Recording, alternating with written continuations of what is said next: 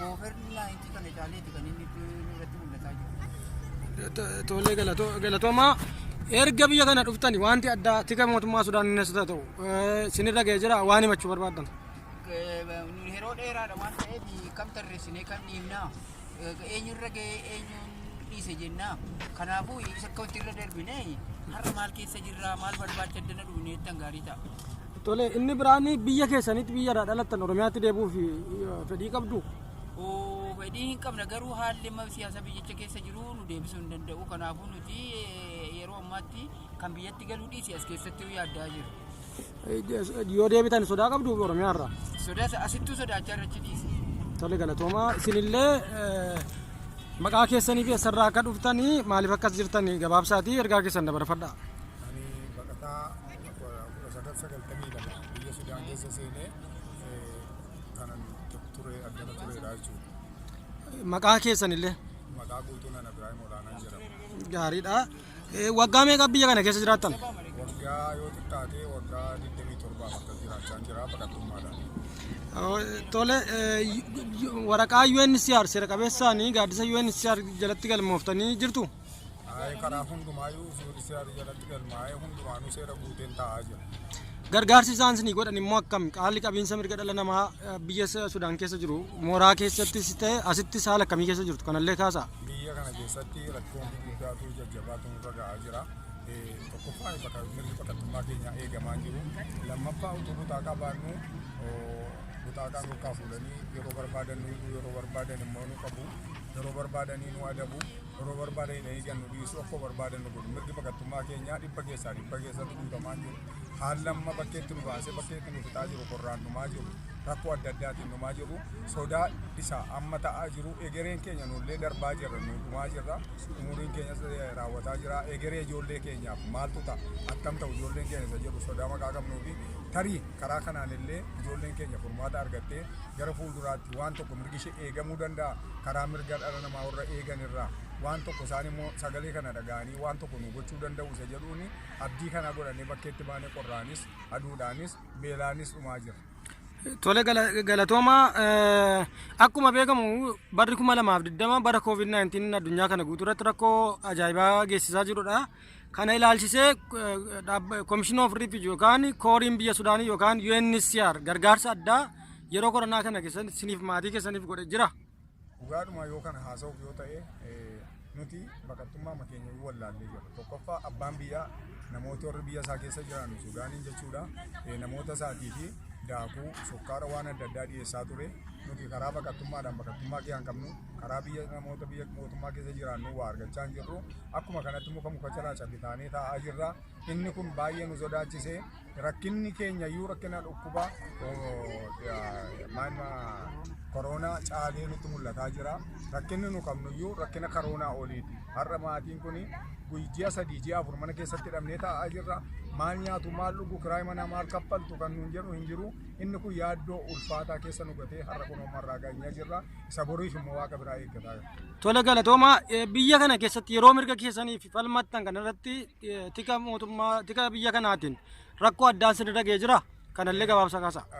Rakkoon addaa kan amma beekamaan isa durii caalaa inni kaleessa yookaan bakkeetti nu baasee bakkee nu teessisaa jiru kuniyyuu nuti mirga keenyaaf UNHCR jalatti waajjirri keenyas UNHCR'dha kan nu beeknu UNHCR'dha mirga keenya gaafachuudhaa fi rakkoo keenya himachuudhaaf UNHCR jalatti walitti qabamne halkan keessaa sa'aatii 12 sa'aatii tokkotti jechuudha walumaa gala halkan keessaa hirriba keessaa nu qabanii dubartootaan dhiiraan ukkaamsanii yookaan immoo loltuu nutti ramadanii makiinaa daffaarii duwwaan makiinaa 10 makiinaa loltuu makiinaa 15 kanaan oofanii bakkee amma targaa jirtu kanatti kun iddootti mul'alaa jirtu kanatti bakka kosiin kuushaan illee itti gatamuu hin dandeenye yookaan immoo bakkeen namaallee lakkoofsa kan hin qabne bakkee namni jiraachuu hin dandeenye nu mitiiti kosiin illee bakka zaamusa qabutti gatama kosiin illee bakka kosii keessatti nu gatanii addana taa'aa irra kunuun.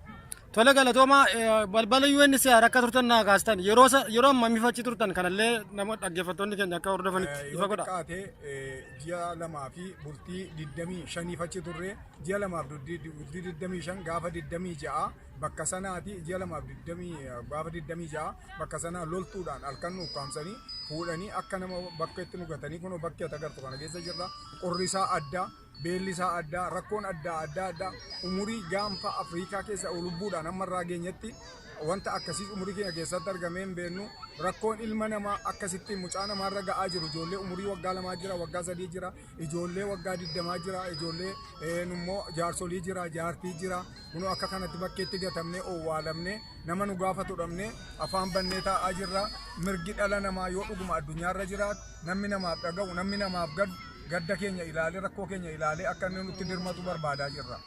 Tole yeroo halkan yeroo umni tika biyya kanaa yeroo dhufanii xalaasin itti agarsiisan qabu qaama irraa dhufan nuti qaama kana kan jedhu. Xalaahaa nutti agarsiisanii eenyu xalaahuun ani akkasirra hojjedha ani akkasii ani hojii akkasiin qaba jedha butaaqa fuudhee nutti agarsiisa namni waa nuu godhu hin jiru namni nuu yaadu hin jiru hundumtuu rakkina irratti rakkina dabala hundumtuu dubbii yaaddoo keessa nu gata malee namni kun isiniif furmaata kanatu isinii ta'a nuun jedhu hin jiru ammarraatti kanatu furmaata innee waan achi deebinee abdii godhannee yookaan immoo humna godhannee taa'aa jiru tokko illee hin qabu.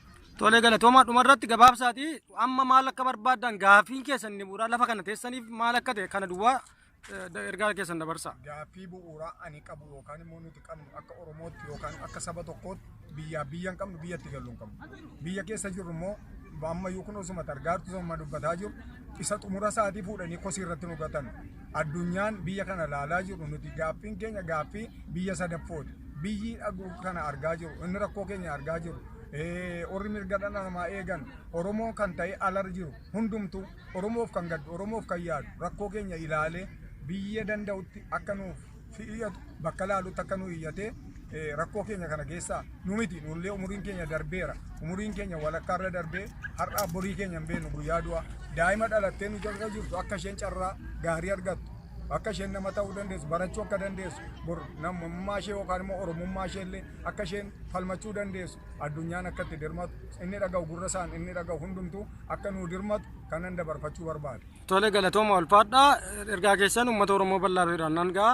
Waa tokko arguu hin dandeenye akka tagartutti kun namni kun kaa tagartu kun nama umriin isaa waggaa 80 ol itti ibsinaa laale tinaa ibsinaa laale arri isii laale mataa isii nama hagana ga'u kana waliin nama umriin isaa sadarkaa kana ga'e waliin saaraa kanatti dhugan amma kun lafaa ga'uu dandeessu beelatutti jira waan itti jiru isaa tokko isaa irraan beeknu dhukkubsattee bakka akkatti ciita akka tagartu kanatti kanarraa nu ga'anii rakkoon keenya kan bira dabreetti ilmaan keenyatti dabraa jiru waan ta'eef namni dhimma kana ilaalan isinitti illee dheeressuu hin barbaadu rakkoo cimaa waan ta'eef namni dhimmi sagaleen uummata Oromoo sagaleen keenya ka afaan namni afaan Oromoo dubbatu waan kana dhaga'u yaada keenya qaama dubbataa jiru kana yeroo gabaabaa keessatti akka yaadni kun nurra tareetti ilmaan keenya nurraa dhaqqabanii akka yeroo akka uummata keenya katanaan dura nurraa dhabamsiisanitti nullee dhabamsiifneef yeroo gabaabaa keessatti akka yeroo gabaabaa keessatti akka nu hiyyatan isin gaafanna galatoomaa isiniin jedha. Tole gaaffii xumuraa amma sin gaaffii sin ejjennoo sin ittiin as lafa kana jirtan utuu kana naa godhanii sadhumaa kanan barbaada waan jettu ergaa dabarfadhu. Ejjennoo nu itti bootaa kanatti jiru amma fakkeenyaaf bootaa bokkattuu keessa bootaa dhalli namaa keessa hin jirre keessa waan jirruuf ejjennoo nu amma itti jirru maaliif waan guddaa hin barbaannu bakkuma mirgi dhala namaa itti eegamutti biyya bootaa kana keessaa kaanee mirgi keenya nu eegameetiin rakkoon nurra ga'u ilmaan keenya irra kan geenye barbaanne nu waan biraa hin barbaanne ejjennoo nuti jiru kanuma yeroo gabaabaatti nu barbaanne. Ayyee galatoomii ulfaadhu yaada kee uummata Oromoo bal'aa fi namoota gargaarsa dhala namaaf godhan hundumaan biraan siigaa ulfaadhu. Tole galatoomii ulfaadhu maqaa kee fi eessarraa akka dhufte maaliif akkas lafa kana jirtu amma eessa akka jirtillee naaf kaasi. Tole maqaan koo Solomoon Warquu jedhama. Kan immoo magaalaa Oromiyaa irraa dhufe. Kuma lamaaf shan biyya kana galee jechuudha.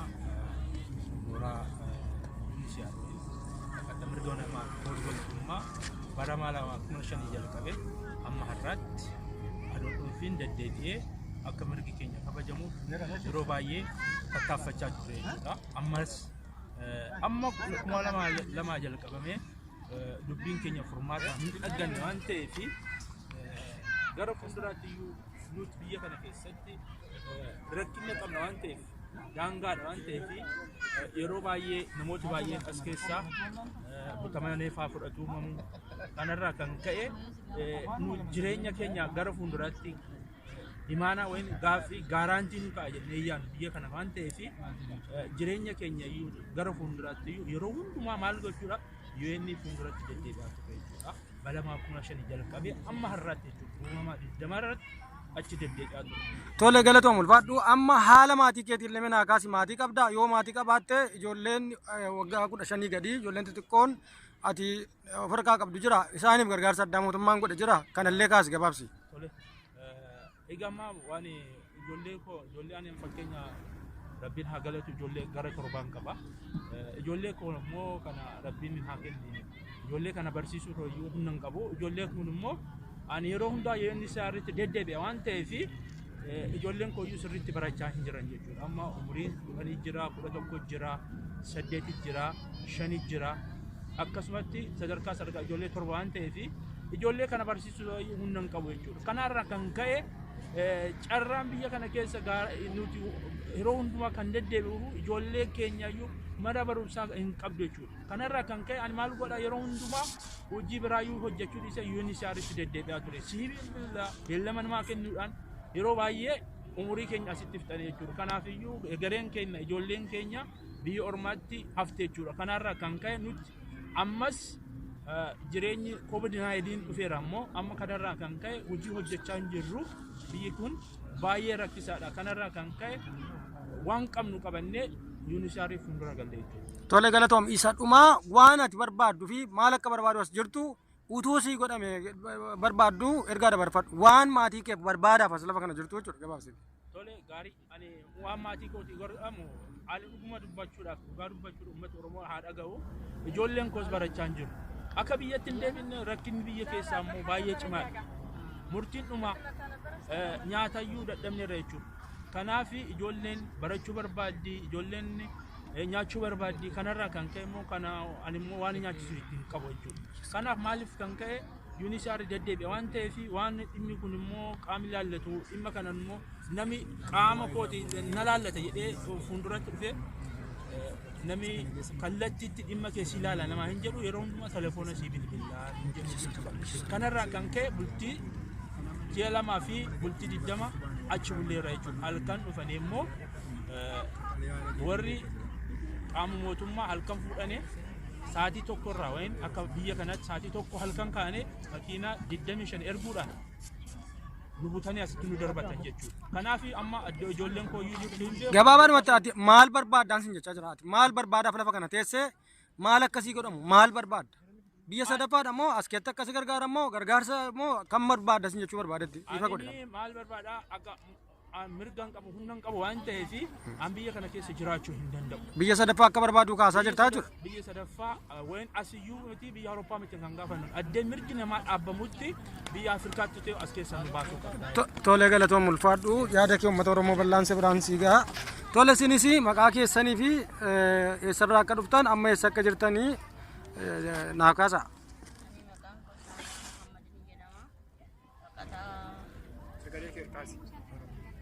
Oromoti. Dhufaatii koraa mooraa suuqirraa dhufe achi nu kaasanii mooraa galgulitti nu kaanii achi kaanee jireenyi xiqqoon jabaatee achi baanee magaalaa Kartuum dhufnee as dhufnee jireenya keenya akka gaggeeffamnu yaannee garuu isa yaanneef humna keenya olii ta'e waan nufi waan yaanneef gochuu danda'amne kiraay manaan humna keenya olii ta'e jireenyi asii akka nu yaanne miti dandeenyee waa tokko gochuu hin dandeenyu ofiima keenya of gargaaruu hin dandeenyu kiraay manaan mi'aayee nyaataaf dhugaatis dhaabbattee daabboon hiriira qaazii yoo gaafatte abbaa biyyummaa barbaada waraqaa barbaada nuyi kan hin qabnu nuyi baqattoota waan tokko hin qabnu achi kaanee inni bira dhannee guyyaa 2 fi guyyaa 20 wayii achi teenye achi kaanee iyyata keenya rakkina keenya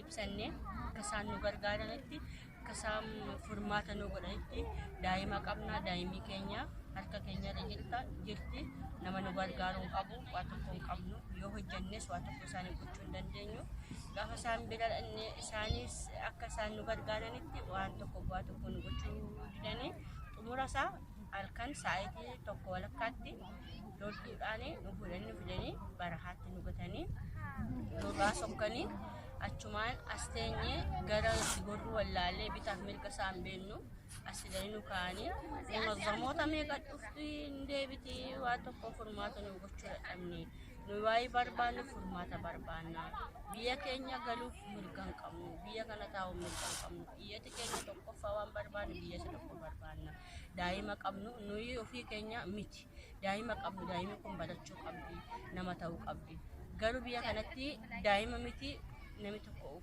hundura deemuu hin danda'u. Tole galatooma meesuma irratti fakkeenyaaf isin amma ji'a lamaaf wayi akka turtan dubbattan ji'a lamaaf wayi fuuldura balbala UNHCR yeroo turtanii karruma sanarra maalirra bulaa turtan lafuma awaaruma keessanaan jechuu keessanii? Lafuma kartoonaa finnee bubbusnee agarsiisna. Maaliif namni rakkate bakka rafuun filatu. Nuyi rakkina keenya gaafa formaata argannu bakka isnu hin filannu. Maaliif nuyi sin maayu rakkanneera. Nami du'ee du'aan sodaatu. Nuyi sin maayu duuneerra. Garuu daa'imni keenya seen dhuftisanii akka nuyi rakkina arganne kun akka seenan arganne isaaniif carraaqne akka isaan bilisa baasuuf yaadne qorra keessa karaa keessa inni deemus inni darbus nu ilaalaa deemu garuu maal gochuu hin dandeenye nuyi biyya ormaa keessa jirra baqataa jedhamte saleerra adda miti kanaaf namni nuuf falmatu bira jirra isaanis waan tokko formaata nu gochuu ammayyuu formaatiin jiru. Akka dhuunfaa keetitti amma gargaarsadha moo biyya sadaffaa moo maal barbaadda? Isa kama isa xumuraan inni jireenyi koo ittiin jijjiiramuu danda'atte ati gaafattu utuu godhanii barbaaddu kami? Ani biyya kanatti gargaarsa naa godhan formaata naa ta'a jechuuf hin jiru. Waan naa formaata naa godhan hin jiru. Waan isaan naa furan yoo isaan na gargaaruu barbaadan biyya sadaffaa duwwaa isatu naaf formaata. Maaliif guddina daa'ima koo fi guddina mataa koo. Maaliif biyya kanatti yoo isaan naa kennan maal naa gochuu danda'a? Kiraayi manaa naa cufamoo nyaata naa cufamoo ijoolleen kootu barnoota malee mana taa'aa jiru. Akkam kun biliyoon akka nan bu'aa maalii naa godha. Kanaaf ani formaata sanaan qabu biyya sadaffoo anaaf formaata. Tole galatooma ulfaadhaa sagalee keessan namoota sagalee viidiyoo kana dhaggeeffatan hundaan biraan nangaa ulfaadha. Tole walumaa galatti isinii gaaffii biyya sadaffaa akka barbaaddannaaf kaasaa jirtu fakkeenyaaf amma isin waggaa 30 olan as keessa jiraattan tika mootummaa Sudaaniin yookaan immoo qaama mootummaa kanaatiin kan darbeessu tokko kan ammaatiin miidhaan addatti isin irra jira waan himattan. Buni miidhaan harka lafa jalaan hojjetame amma ammaatti jiruuf jireenyi namaa burjaajaa ture iyyuu ragaa ba'a. Har'a nuti waggaa 27 kana keessatti kan jireenya keenya fooyyeffachuudhaaf ijoollee keenyaaf waan tokko goonee kan boriif ta'u keenya tokko nan gahin dhalli dhala keenya gabrummaatti darbaa jira rakkinatti irra darbaa jira. Kanaaf furmaata jennee kan yaadnu biyyuma sadaffoon yoo kennamedha kan jennee itti murteessinee hammi lafa jiru kun kana ala waan argannu biyya kana keessa. بسم الله الرحمن الرحيم الحمد لله رب العالمين والصلاة والسلام على رسول الله الأمين سيدنا محمد وعلى آله وصحبه أجمعين بحفظ الله ورعايته إن شاء الله. الاعتصام يدخل شهرين وثلاثة أسابيع ولكن هذا المرة بطريق غير وفي مكان غير إن شاء الله بعد تحويل اللاجئين من ساحة الاعتصام أمام مباني يونسار إلى ساحة الاعتصام الجديدة غرب مباني معسكرات بصوب أراضي. فها نحن في صباح الباكر إن شاء الله نقدم لكم تسجيل فيديو لحالة اللاجئين أي الحلة الذي وسط اللاجئين في ساحة الاعتصام الجديد بمباني معسكرات غرب مباني معسكرات بصوب أراضي بصوبة. فها هم حالة اللاجئين يعني مع صباح الباكر بعد استيقاظهم إن شاء الله. فنمد لكم الصورة وصورة يحكي عن نفسه إن شاء الله. فهكذا يتكبدون المشاق وهكذا يتحملون كل الصعاب. وها هو يعني عدم توفير الحماية الكافي لدى اللاجئين. ولكن مع ذلك نسأل المولى عز وجل إن شاء الله أن يوفقهم جميعا إن شاء الله وأن يكون بردا وسلاما على الجميع إن شاء الله. فها هن الأمهات يعني حتى يعني الاستيغاث من الصباح لا يستطيعون الاستيغاث من الصباح. وهذا إن دل فإنما يدل على برودة الطقس يعني. فكيف يعني أين هؤلاء يعني أصحاب الوظائف في المندوب الثاني فبالأخص قسم البروتكشن. فلازم إن شاء الله نحاول يعني حتى العالم جمعا يعني يرون يعني كيف يعني يستخدمون اللاجئين يعني في بأصعب الحالات. فها هنا الأمهات يعني فطلبنا طلبا واحدة، فنحن ما يظل يعني مطالبنا يعني ما يظل مطالبنا واحد، ونحن ما نظل نطالب إن شاء الله بإعادة توطين إن شاء الله فوري إن شاء الله إلى دولة ثالثة لعدم توفر الحماية الكافية لهؤلاء اللاجئين إن شاء الله. فها هو حالة المعسكر الجديد. فها هنا الأمهات من صباح البواكر، فالبعض يستيقظ فالبعض لم يستيقظ بعد، فالبعض حتى يعني يخشون يعني البرودة، فكيف يستيقظون مع عدم توفر العناية الكافية يعني من أجل الحماية من البرد. فها هنا الأعمام والخالات يعني ما يزلنا في وضع حرج، خاصة مع هذا الصباح